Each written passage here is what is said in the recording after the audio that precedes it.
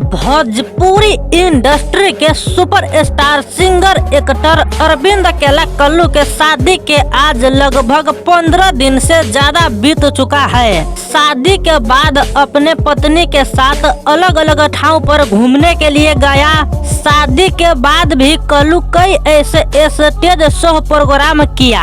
अभी ये video social media पर तेजी से फैल रहा है और खबर ये है कि अरविंद अकेला कल्लू अपने पत्नी के साथ स्टेज शो प्रोग्राम किया है। अब इस बात में कितना सच्चाई है और कितना झूठ है, यही जानकारी इस वीडियो के भीतर में बताने वाला हूँ। क्या अपने पत्नी के साथ स्टेज शो प्रोग्राम किया है कि नहीं, और ये जो आप वीडियो देख रहे हैं क्या अपने पत्नी के साथ ही वो स्टेज शो किया है या कोई और मॉडल या हीरोइन है। तो देखिए, ये जो आप स्टेज शो प्रोग्राम देख रहे हैं, अरविंद अकेला कल्लू स्टेज पर गाना गा रही है एक लड़की के साथ। तो ये लड़की कल्लू के पत्नी नहीं है, बल्कि एक मॉडल है, एक हीरोइन है, गाना में काम करता है, कल्लू के पत्नी नहीं है। कल्लू अपने पत्नी के कभी भी भोजपुरी इंडस्ट्री में लाने वाले नहीं है, क्योंकि वो घर के लिए है, बाहर के लिए नहीं है।